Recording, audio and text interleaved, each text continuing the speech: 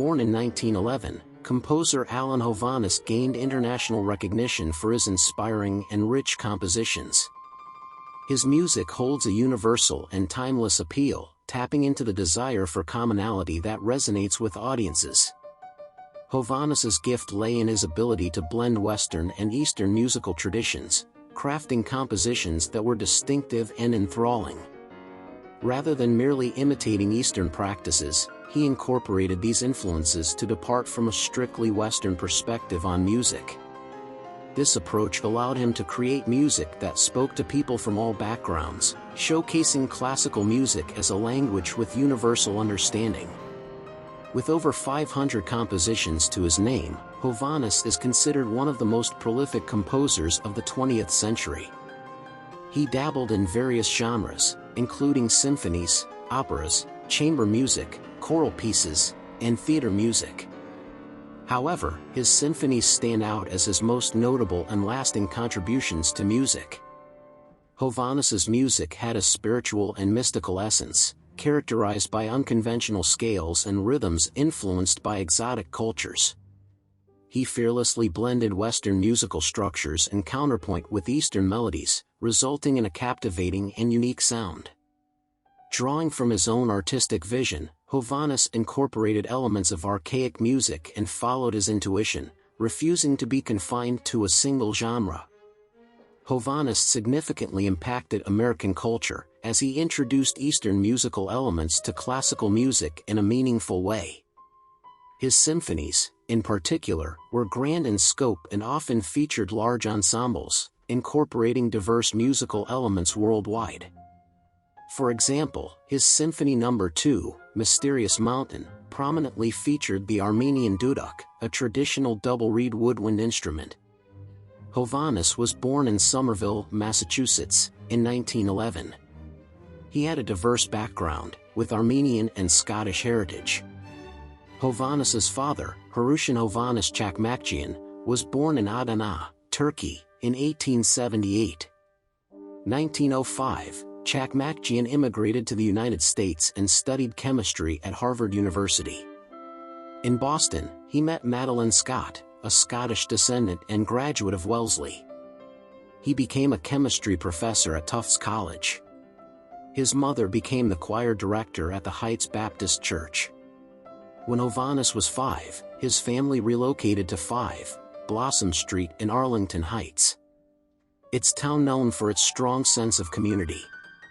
Like his home, Blossom Street was a diverse community where Hovhaness interacted with families of various cultural backgrounds, including Irish, German, Italian, Turkish, and Armenian. He regularly organized free concerts for neighbors from his living room windows. Additionally, Hovhaness began teaching music to some youth on Blossom Street, charging them 25 cents per lesson.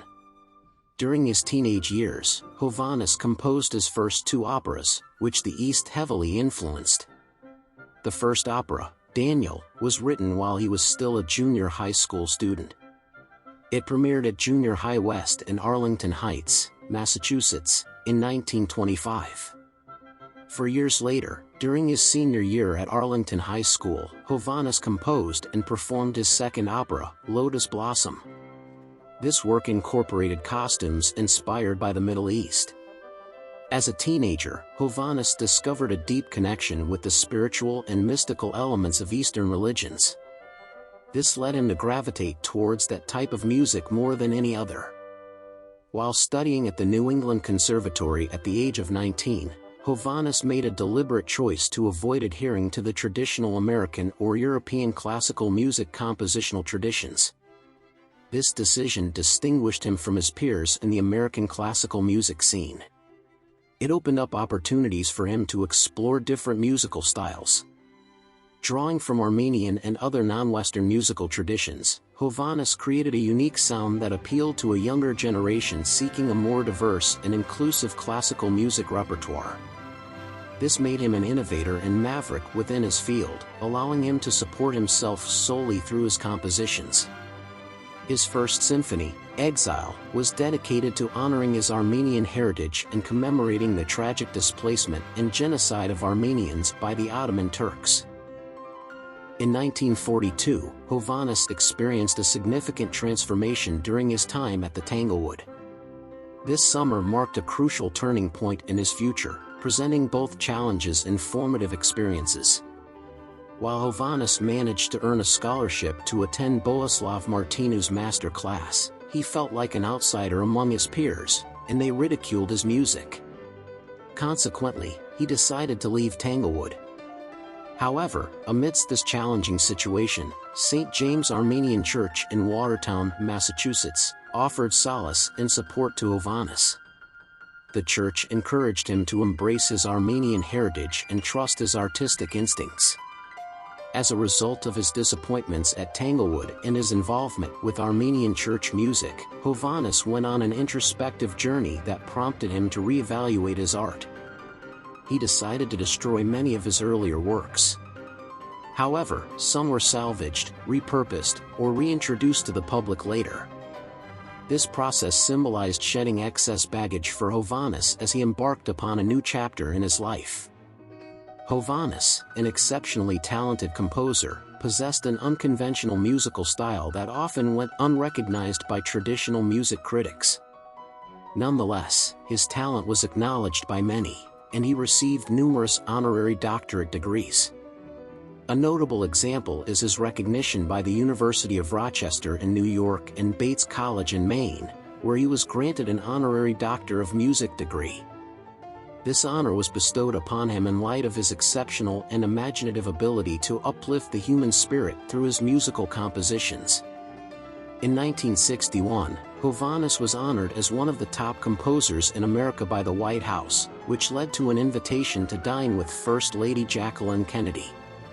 Another notable event was the celebration of his 80th birthday at Carnegie Hall in New York City, where distinguished figures such as Paul McCartney and Richie Havens attended.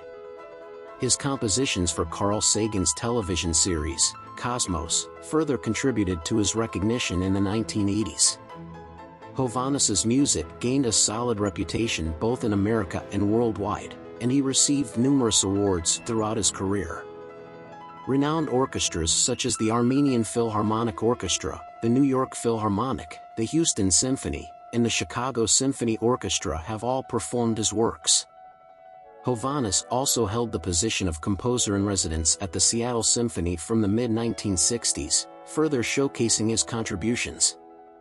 The Seattle Symphony has become a notable advocate for Hovhaness's music. Hovhaness had a deep connection with nature and the environment. He believed music should capture the magic and awe of the natural world. His compositions were inspired by nature, reflecting his concern for the environment. He skillfully used the transformative power of his music to establish a profound connection with the natural world. Moreover, he dedicated himself to increasing public awareness and engagement in preserving their environment. One prime example of Hovhaness's environmental awareness can be found in his symphony Mysterious Mountain. This piece draws inspiration from the breathtaking allure and immensity of mountains, capturing their grandeur and majesty. Similarly, Hovhaness's composition In God Created Great Whales pays tribute to the extraordinary might and splendor of these remarkable creatures, celebrating their important role in the ecosystem. Additionally, his symphony Mount St. Helens serves as a commemoration of the volcanic eruption of 1980 at Mount St. Helens. This piece takes on a personal significance, as Hovhaness witnessed the catastrophic event from his residence in Seattle. While Hovhaness's love for nature led him to explore Eastern mysticism, his main goal was always to convey the crucial message of the inherent worth of nature and the environment through his music. He believed in protecting our planet and reminded listeners of their role in this vital endeavor. Hovhaness emphasized that each individual has the power to make a difference in preserving and cherishing the natural world. In conclusion, despite some critics failing to recognize Alan Hovhaness's talents, he achieved remarkable success as a composer. He was able to seamlessly blend Western and Eastern musical traditions, crafting a unique and captivating sound that set him apart from his peers. Hovhaness drew inspiration from his Armenian heritage, as well as his fascination with Eastern mysticism and nature, resulting in music that resonated with listeners seeking a more diverse and inclusive classical music repertoire.